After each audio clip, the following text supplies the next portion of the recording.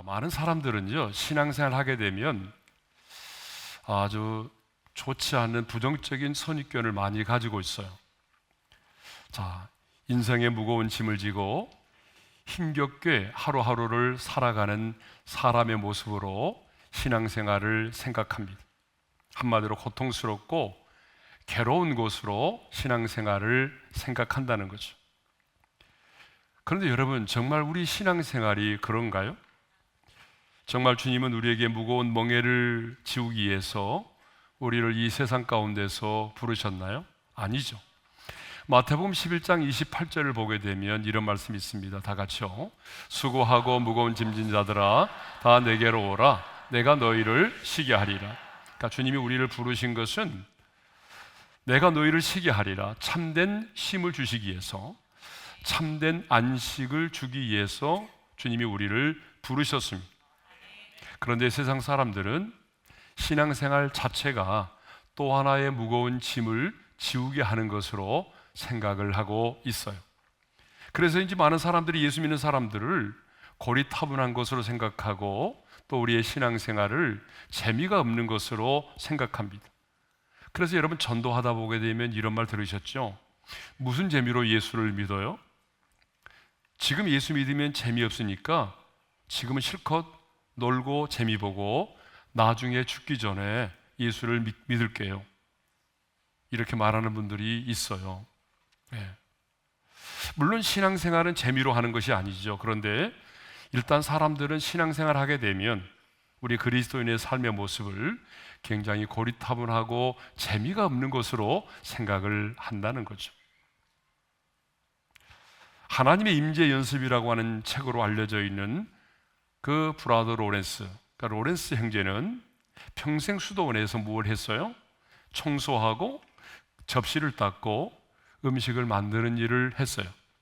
굉장히 아주 단순하고 단조로운 일을 했죠. 매일. 그럼에도 불구하고 그는 매 순간 하나님을 의식하고 하나님께 집중하면서 하나님의 임재 속에 살았어요. 그래서 그는 이렇게 말을 했습니다. 아주 중요한 말인데 함께 읽어볼까요? 시작. 신앙생활이 지루하고 고리타분하다고 말하는 자는 하나님을 모독하는 자다. 결코 신앙생활은 그런 게 아니라는 거예요.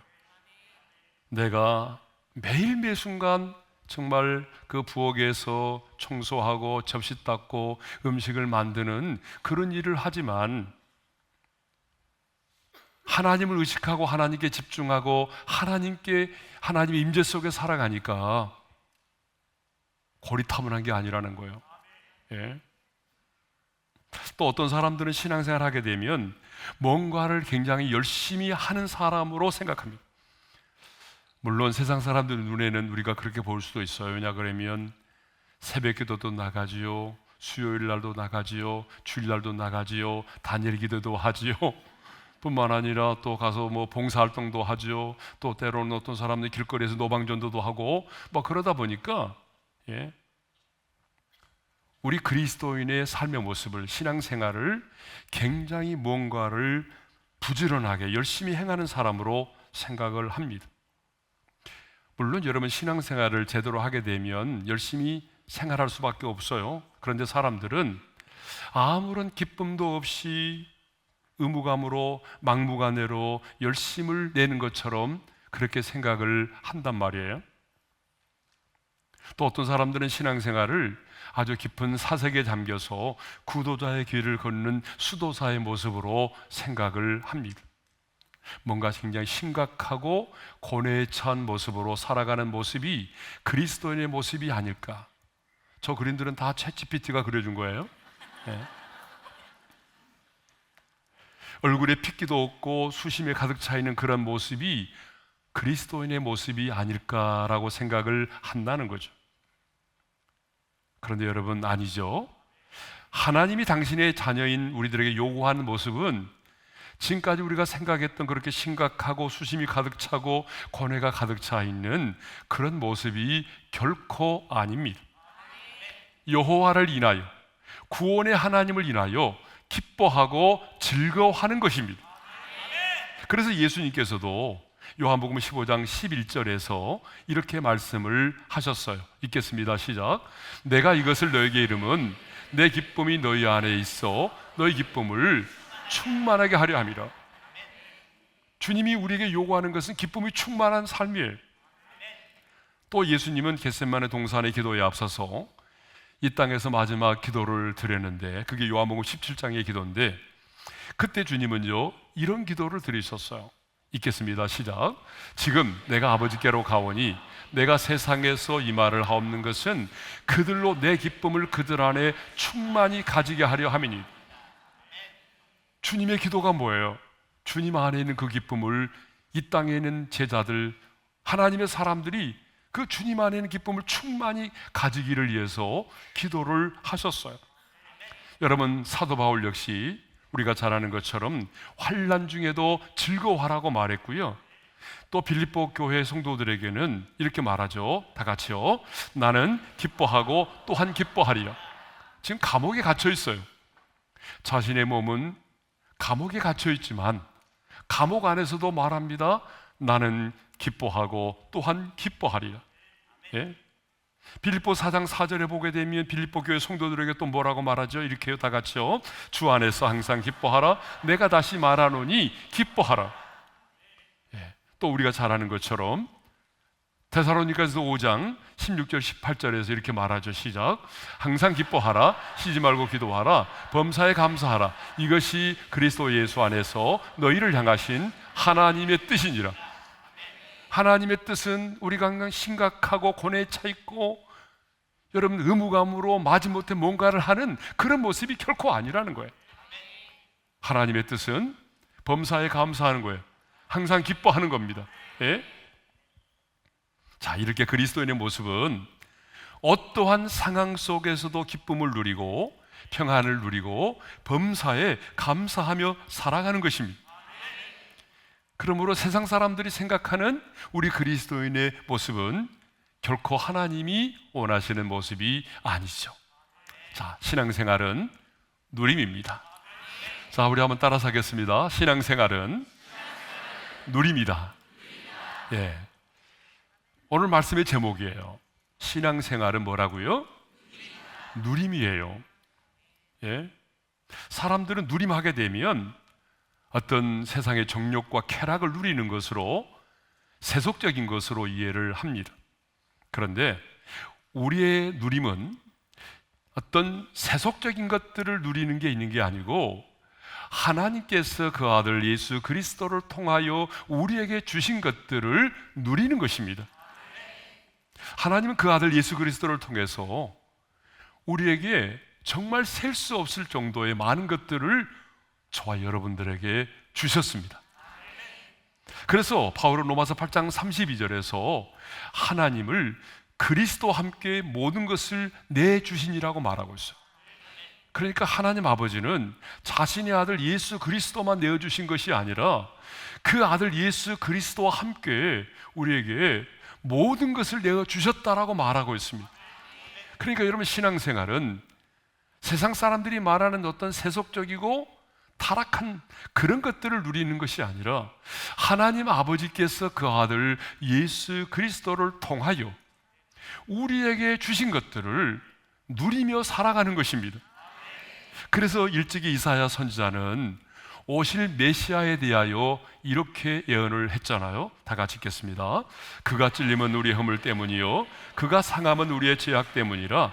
그가 징계를 받음으로 우리가 평화를 누리고 그가 채찍에 마름으로 우리는 나음을 받았도다. 예.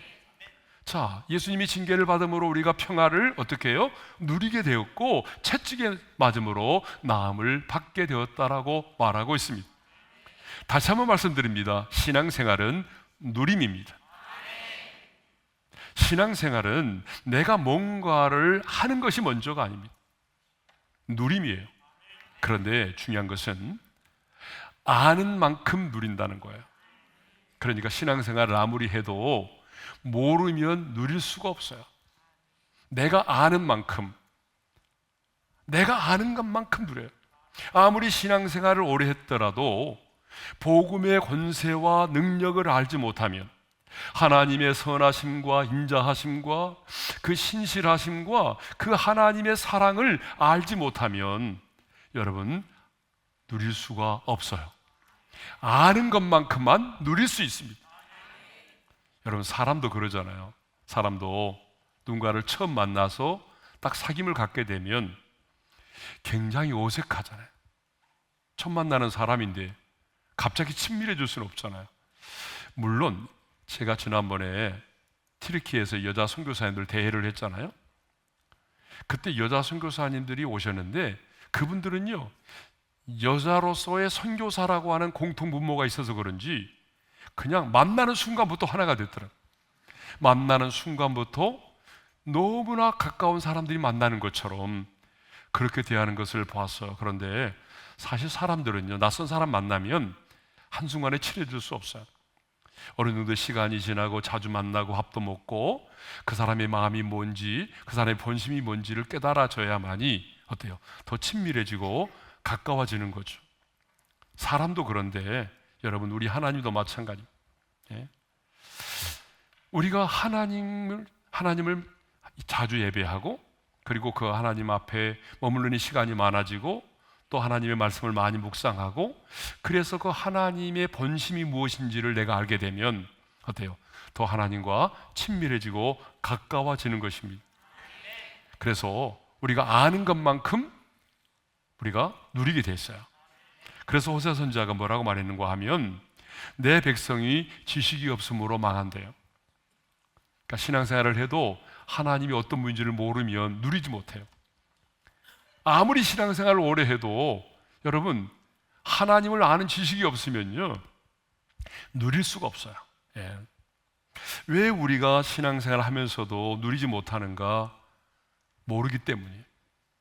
뭘 몰라요? 하나님의 본심을 몰라요. 하나님의 성품을 몰라요. 하나님이 얼마나 신실하신 분인지 그리고 나를 얼마나 사랑하시는 분인지 나를 향한 하나님의 그 인자와 긍휼이 무엇인지를 몰라요. 하나님의 능력을 몰라요. 그러니까 모르니까 고난을 당하면 쉽게 절망하고 그리고 하나님을 원망하죠. 그런데 보세요. 고난이 무엇인지를 알았던 다윗과 바울은 자신들의 고난에 대해서 이렇게 말을 하고 있어요.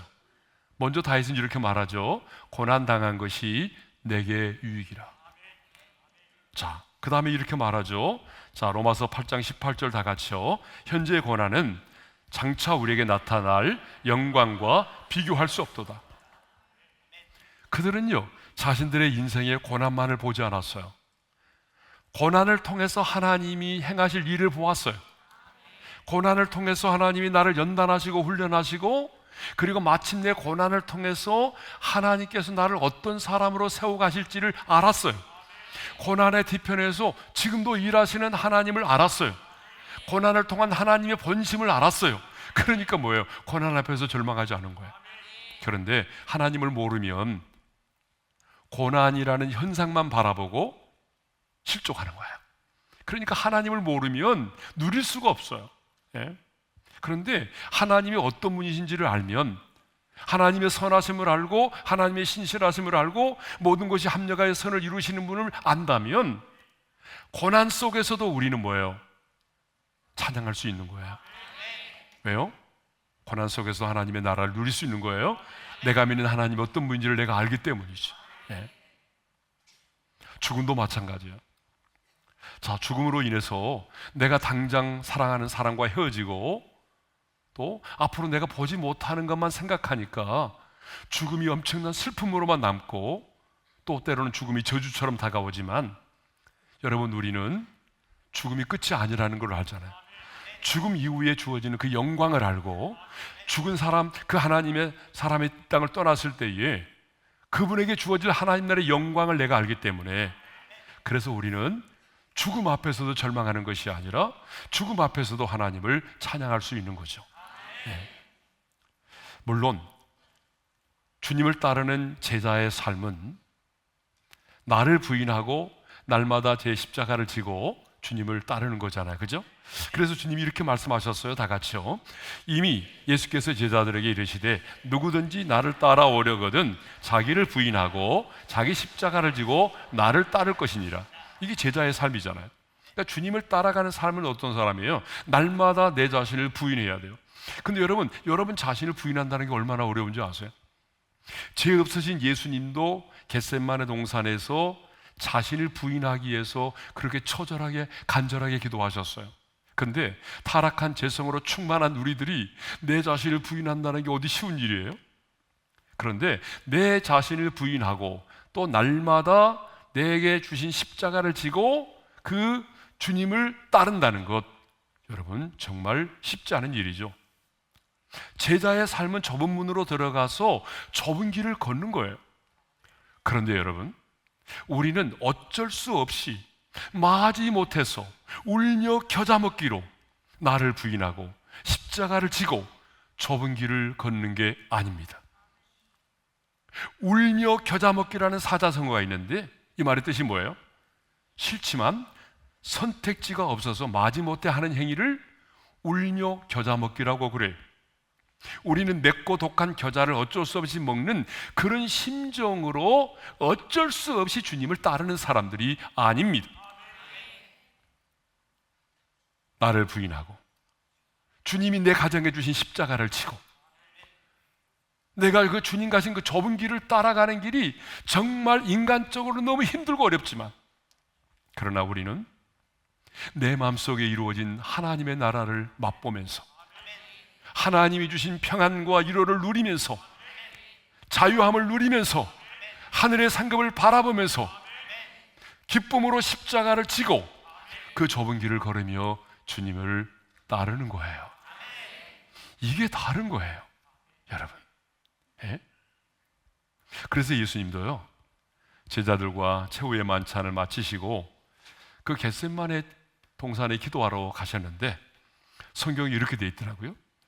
찬미하고 감람산으로 나가니라. 어떻게 나가셨다고요? 찬미하고 감람산으로 나가셨다고 되어 있어요. 여러분, 지금 예수님은요 겟세마네 동산에서 흘리는 땀방울이 핏방울이 되도록 기도하셔야 돼요. 뭘 앞두고? 자신이 십자가의 그 고난의 잔을 앞두고. 어마어마한 사건이에요. 그래서 오죽하면 할 수만 있거든 이 잔을 내게서 지나가게 해달라고 했겠어요. 그런데 왜 주님이 찬미하고 갔을까요?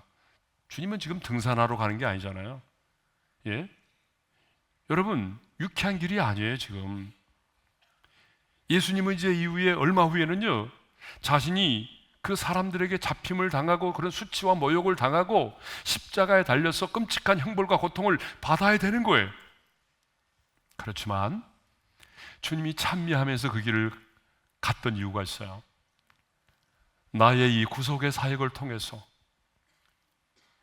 그 많은 사람들이 죄와 사망의 법에서 해방될 것을 바라보니, 나의 십자가의 그 죽으심을 통해서 수많은 사람들이 구원을 받게 되고 영원한 생명을 얻게 된 것을 생각하니 여러분 찬양하지 않을 수가 없었던 거죠. 그래서 주님은 찬미하면서 여러분 겟세마네 동산으로 가셨던 거예요. 초대교회 성도들 역시 고난을 받으면서도 찬송을 했고, 많은 앞서간 믿음의 선배들, 특별히 박해를 당하고 순교했던 많은 하나님의 사람들은 그 박해의 현장, 순교를 당하는 현장 속에서도 여러분 하늘을 우러러 하나님을 찬양했습니다. 신앙생활은 누림입니다. 누림이 먼저입니다. 다시 한번 옆 사람과 인사하겠습니다. 신앙생활은 누림입니다. 이번에는 이렇게 인사하겠습니다. 누림이 먼저입니다. 여러분, 누림이 먼저요. 예? 그러므로 이 땅에 사는 동안에 여러분 우리는 하나님의 나라를 누리고 정말 풍성하게 많은 것들을 누리며 살아야 돼요. 근데 여러분 여기서 오해하지 말아야 되는 것은 이 누림을요 게으름으로 생각하면 안 돼요. 그렇게 생각할 수 있어요. 그런데 누림은 게으름이 아닙니다. 게으름은 성경에 보세요. 악한 거라고 돼 있어요. 그래서 악하고 게으른 종이라고 그랬잖아요. 그 달란트의 비유에 보게 되면 어때요? 한 달란트 받은 자에게 주님 뭐라고 말씀하셨어요? 악하고 게으른 종아. 여러분, 하나님의 눈에 악한 게 뭐예요? 게으른 거예요. 게으름은 하나님의 눈에 악한 거예요. 예?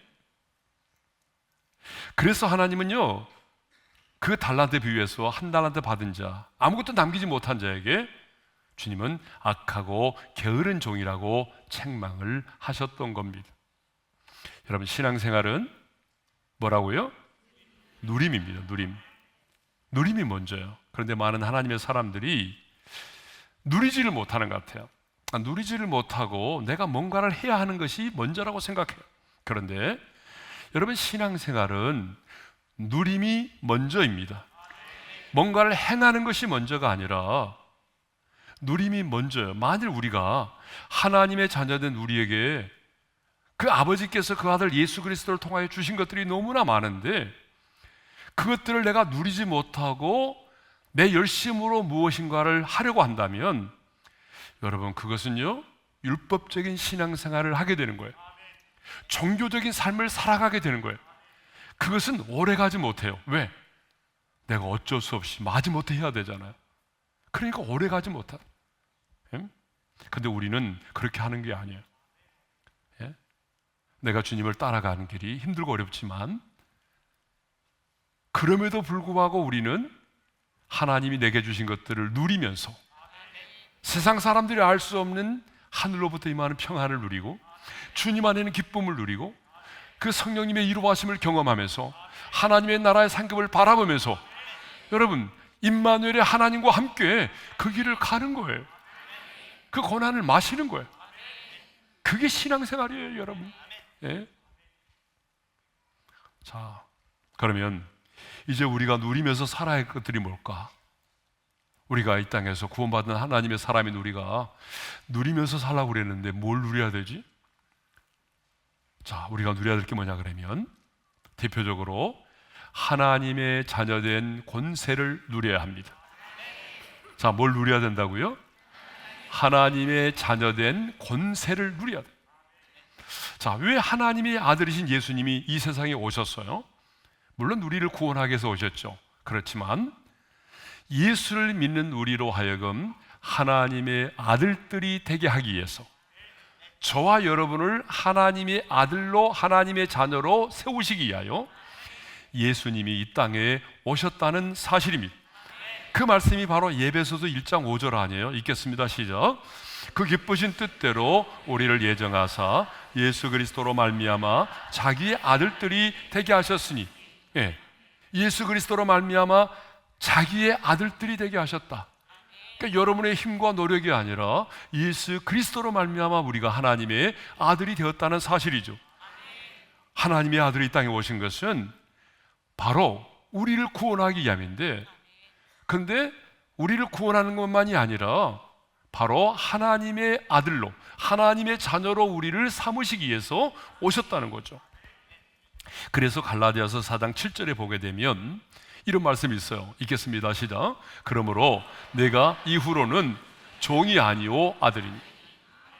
여러분, 이 말씀 보게 되면 이후로는 이라는 말이 나와요. 그러니까 이전에는 뭐였다는 거예요? 종이었어요. 이전에는 우리가 죄의 종이었어요.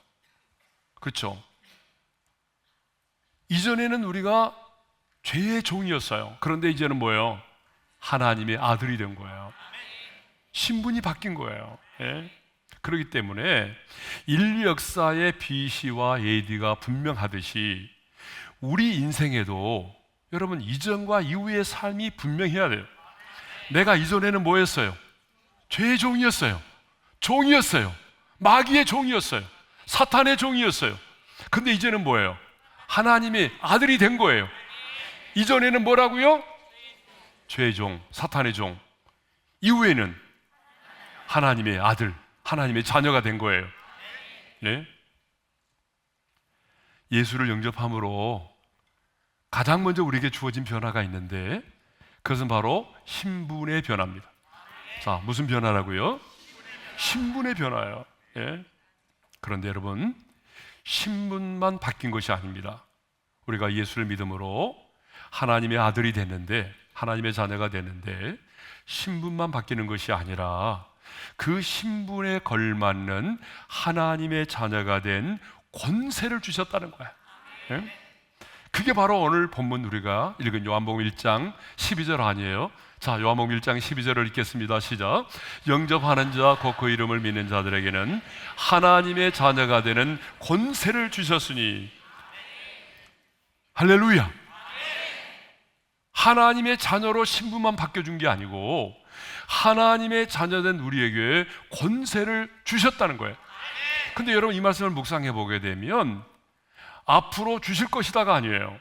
이미 주셨대요. 여러분이 예수 믿고 거듭나는 순간, 주님이 우리 안에 거하시는 순간, 이제 우리가 뭐예요? 하나님의 자녀가 되는 권세를 이미 우리 안에 주셨어요. 언제? 내가 예수를 믿고 영접할 때.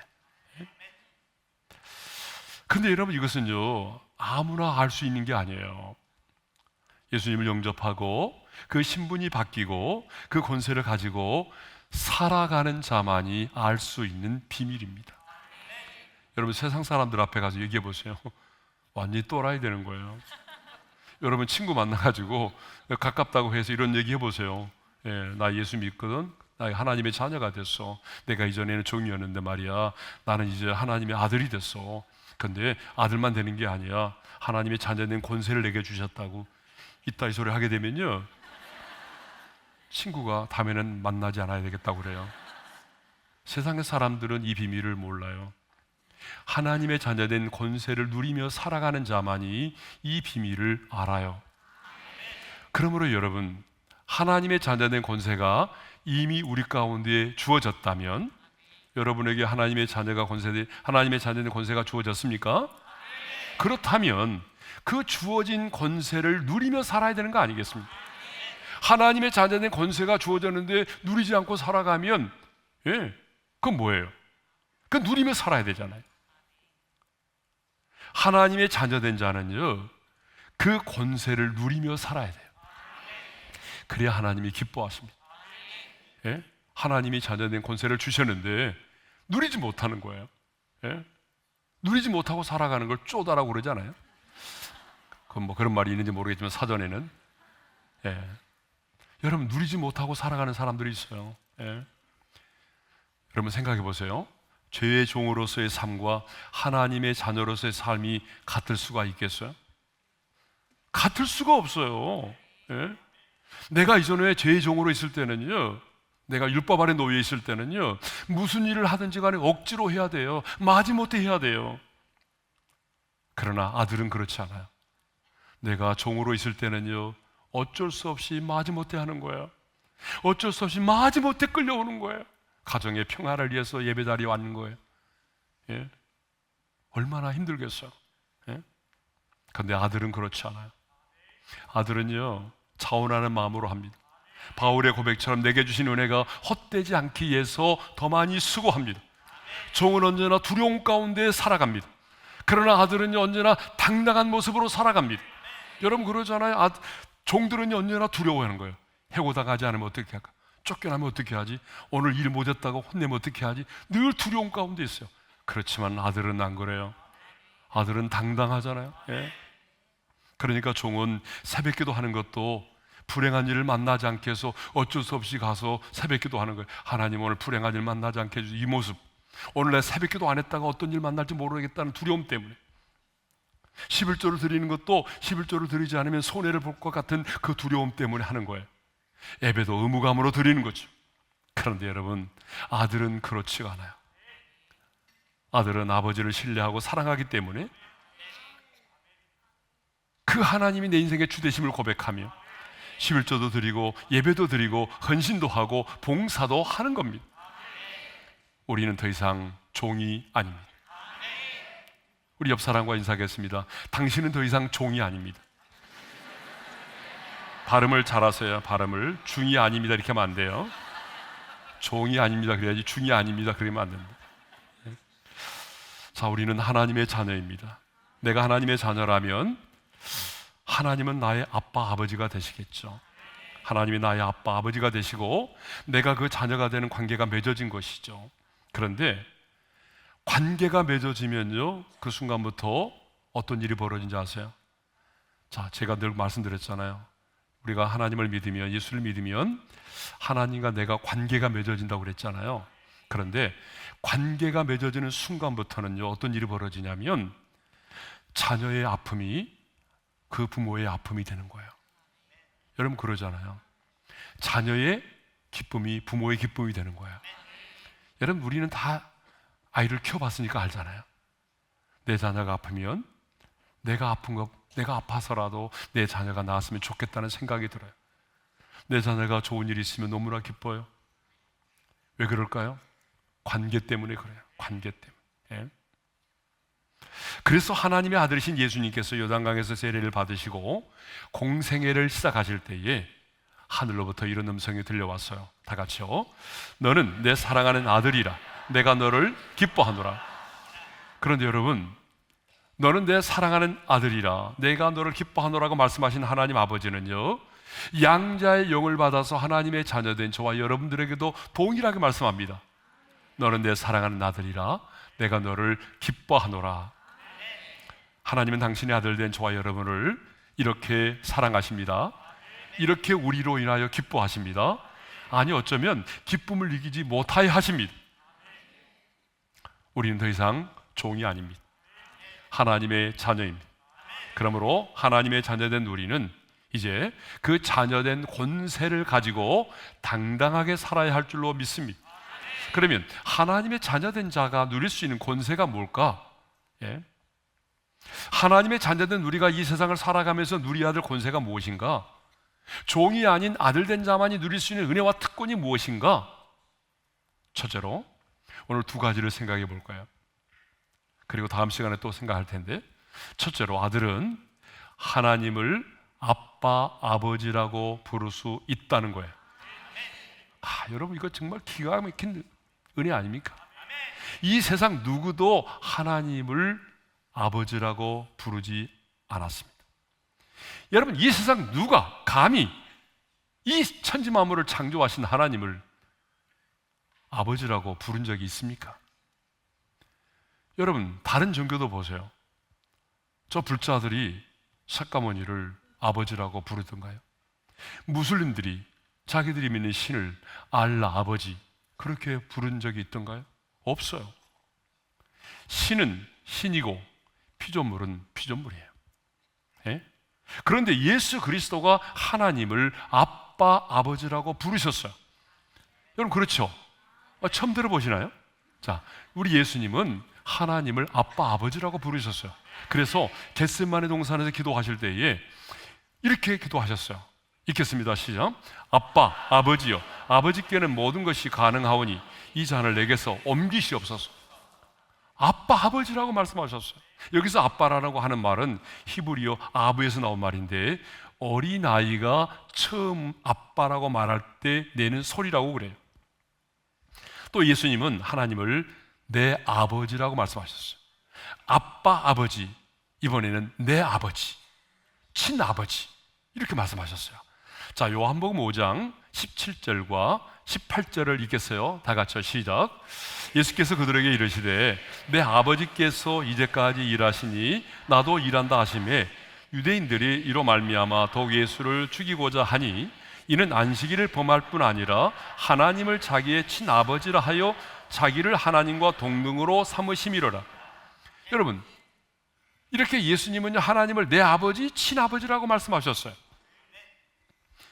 이것 때문에 유대인들이 예수님을 잡아 죽이려고 했어요. 예수님을 그들이 잡아 죽이려고 했던 결정적인 이유가 뭐냐? 하나님을 내 아버지라고, 친아버지라고 말했다는 거예요. 예?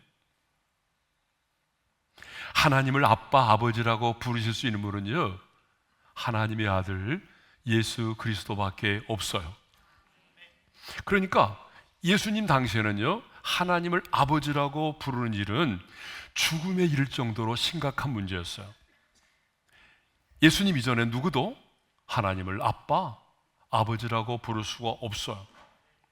그래서 유대인들은 하나님을 엘샤다이, 여호와 이레, 이렇게 위대한 신으로 믿었어요. 성경 어느 곳에도 어떤 선지자도, 어떤 제사장도, 어떤 족장도 자신의 아픔과 상처를 싸매어 주시는 하나님 아버지로 생각하지 않았어요. 전능하신 하나님을 아버지라고 부르는 것은 굉장히 불경건한 것으로 생각을 했어요.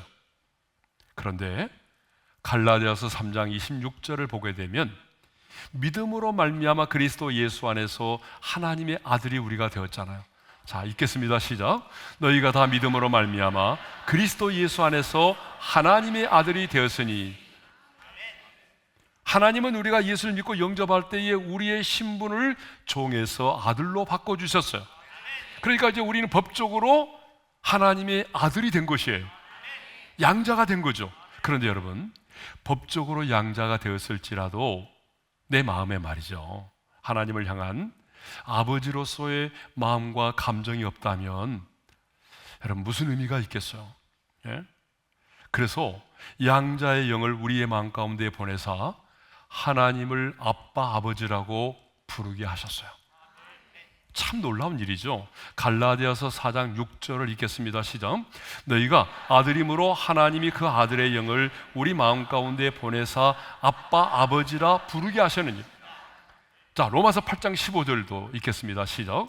너희는 다시 무서워하는 종의 영을 받지 아니하고 양자의 영을 받았으므로 우리가 아빠, 아버지라고 부르짖느니라. 네. 여러분, 입양된 그 아들이요, 자녀들이 제일 힘든 게 뭐냐 그러면 그 부모에게 아빠, 엄마라고 부르는 게 제일 힘들다고 그래요. 또 입양은 아니지만 갑자기 이제 아버님이 돌아가셔서 새로운 아빠가 왔을 때에 정말 처음으로 그분을 아빠라고 부르는 게 쉽지 않대요. 저 같은 케이스는 이제 아버지는 아니고 제 어머니의 케이스가 그런데, 이제 어머니가 먼저 돌아가셨어요. 그 나중에 이제 우리 아버님이 시골에 사시는 그 분하고 재혼을 하게 됐어요. 근데 어머니라는 말이 잘 안 나와요.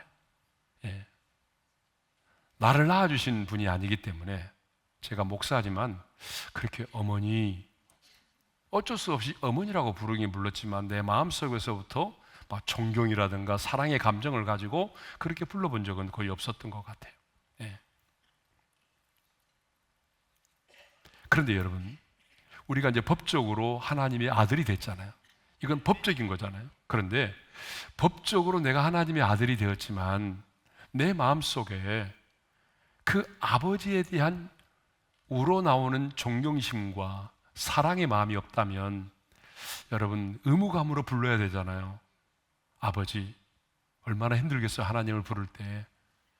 그런데 하나님은 그 아들의 영, 양자의 영을 우리 가운데 보내주셔서 법적으로만이 아니라 정말 우리가 나를 낳아준 아빠를 친근한 마음으로 부르는 것처럼, 예수님께서 하나님을 아빠, 아버지라고 불렀던 것처럼 우리 역시 그렇게 친근한 마음을 가지고 하나님을 향하여 아빠, 아버지라고 부르게 하셨다는 것입니다.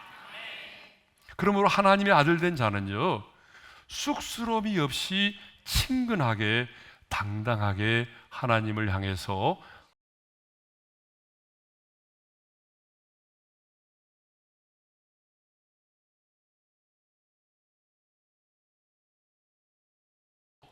지금도 쑥스러워하는 분이 계세요. 지난날에 그 아버지, 육신의 아버지에 대한 상처 때문에 하나님을 아빠, 아버지라고 부르는 것을 힘들어해요. 그 육신의 아버지에 대한 상처 때문에 하나님을 아빠, 아버지라고 부르는 걸 힘들어해요. 아니, 지금도 굉장히 쑥스러워해요. 그래서 기도할 때도 보게 되면 하나님 아버지란 말 잘 안 하려고 그래요. 근데 여러분, 만일 여러분들이 예수님을 영접했다고 말하고 신앙생활을 오래 했음에도 불구하고 하나님을 향해서 아빠, 아버지라고 부르는 게 되게 쑥스럽고 어색하고 의무감 때문에 부른다면 어쩌면 여러분은 아직도 아들이 아닌 종일 수 있어요. 여러분의 신분이 안 바뀌어서 그래요. 신분이 바뀌는 순간 양자의 영, 그리스도의 영을 우리 가운데 보내서 예수님이 하나님을 아빠, 아버지라고 부를 수 있는 것처럼 성령께서 우리 안에서 하나님을 아주 친근하게 정말 사랑하는 마음으로 아빠, 아버지라고 부르게 하셨어요. 그러므로 여러분들이 신앙생활한 지 얼마 되지 않았고 여러분의 믿음이 아직 어리고 연약해도 오늘 내 육신의 아빠보다도 하나님을 아빠, 아버지라고 부를 수가 있다면 그것은 여러분이 하나님의 자녀가 되었다는 가장 확실한 내적인 증거가 되는 것입니다. 지금 우리가 사는 세상에는 아버지가 없는 사람들이 너무나 많아요. 저도 이제 저를 낳아주신 아버님도 세상에 떠났으니까 아버님이 안 계시죠. 또 어떤 분은 있지만은 그 아버지와의 어떤 그건 특별한 관계 때문에 그 많은 아픔과 상처 때문에 아버지라고 부르지 못하고 아빠 없이 그냥 살아가는 것처럼 살아가는 분들이 너무나 많습니다. 여러분 육신의 부모가 계시지 않아도 육신의 아빠가 계시지 않아도 오늘 예수 믿고 하나님의 자녀된 우리에게는 하늘에 계신 영적인 아빠 아버지가 계십니다. 사실 아버지는 나를 지지하고 보호해주는 마지막 보루예요. 그래서 아버지가 계신다는 게 얼마나 든든한지 몰라요. 그러므로 여러분 인생이 힘들고 어려우면 하늘에 계신 아빠 아버지를 찾으세요. 또 인생을 살아가면서 누군가로부터 상처를 받았다고 한다면 여러분 더욱 그 하늘에 계신 아빠 아버지를 찾으시기를 바랍니다. 그 아빠에게 나가서 막 큰 소리를 외칠 필요가 없어요. 이렇게 속삭여도 돼요. 하늘에 계신 아빠, 내 아버지, 지금 내 마음을 아시죠? 내 아픔을 아시죠? 나를 도와주세요. 나를 붙잡아 주세요. 여러분 이렇게만 말해도 돼요. 그러면 하늘에 계신 아빠 아버지께서 자녀된 여러분을 품에 안아주시고 눈물을 닦아주시고 여러분 그 손으로 여러분을 붙잡아 주십니다. 제가 챗GPT에게 얘기를 했는데 눈물을 흘리는 모습을 보여달라고 페인트 칠을 해놓은 것 같아요. 네.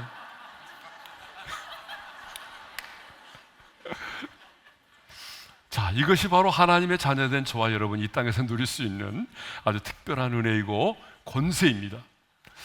그러므로 여러분 우리는 오늘 또 천지를 창조하신 그 전능하신 하나님을 아빠 아버지라고 부르며 그 자녀된 권세를 누릴 수 있기를 바랍니다. 그러니까 하나님의 자녀된 우리가 하나님의 자녀된 우리에게 주시는 첫 번째 권세가 뭐냐 그러면 우리 눈에 보이지 않지만 천지 만물을 창조하신 전능하신 하나님을 내가 영적으로 내 아빠, 아버지라고 부를 수 있다는 거예요. 이게 하나님의 자녀된 우리에게 주신 권세인 줄로 믿습니다. 자, 두 번째가 뭐냐면 아들은 하나님 아버지 앞에 담대히 나아가서 청구할 수 있다는 거예요. 청구. 여러분 하나님의 자녀된 우리는요 하나님을 향해서 아빠, 아버지라고 부르는 것으로 끝나는 것이 아니에요. 하나님 아버지 앞에 나아가서 담대하게 여러분 청구할 수가 있는 거죠. 여러분 뭐 잘 알다시피 기도가 뭐예요? 기도라고 하는 것은 하나님의 자녀된 자가 하늘에 계신 아버지에게 하는 게 기도예요. 그래서 예수님은 제자들에게 이렇게 기도하라 그 주의 기도를 가르쳐 주시면서 기도의 대상을 이렇게 말씀해 주셨잖아요. 하늘에 계신 우리 아버지요 그랬어요. 그러니까 기도는 아무나 하는 게 아니에요. 하나님의 자녀된 자가 하늘에 계신 우리 아버지에게 하는 게 뭐예요? 이게 바로 기도예요. 예? 사실 죄인된 우리는요 하나님을 볼 수도 없고 또 하나님 앞에 나아갈 수도 없어요. 그래서 우리가 구약을 보게 되면 하나님의 임재를 상징하는 그 언약궤를 만진 자도 죽었고 들여다본 자도 죽었고 하나님의 임재가 있는 거룩한 지성소에 부정한 짐승의 피를 가지고 들어가는 자도 죽었어요.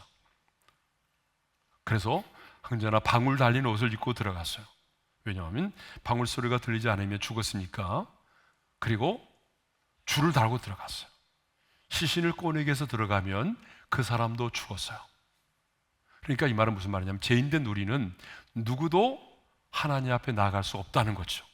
그런데 예수님이 십자가에 달려 죽으실 때 어떤 일이 벌어졌어요?